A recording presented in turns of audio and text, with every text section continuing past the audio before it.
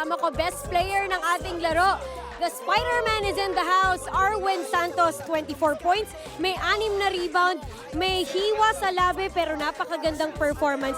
When everyone's attention was with Junmar Fajardo and Greg Slaughter, kayo ng mga kakampi mo, magandang pinakita both on offense and defense, proving that there's more to that matchup in this game. Siguro nandun na rin kami, no? Yung contribution ni Junmar, kumbaga alam na namin na every game kailangan niya, kahit sino maging kamasok na. Ngayon kasi Greg Slaughter, malaki rin, kagaya niya. Sabi nga ng mga coaches namin, hindi lang naman about Greg and Junmar eh. Kasi sa San Miguel, ang kinagandaan nito, lahat pwede mong bunutin, lahat pwedeng tumulong. Kaya siguro nanalo rin kami sa'yo. Gustuhin ko lang din dahil kanina nung second quarter, hindi maganda yung itsura nung labi mo. Napakaraming dugong lumalabas. For a while, I thought may natanggal kang ngipin pero you seem to be fine.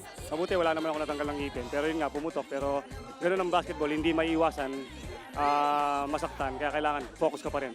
Arwen, pagkakataon mo, anyayahan na patuloy yung suporta sa Beermen. Magandang inyong pinapakita, lalong-lalo na sa mga susunod yung panglaro. Una-una, nagpapasalamat ako sa management, kay Boss Ramon, kay Boss Robert, kay Boss Danny.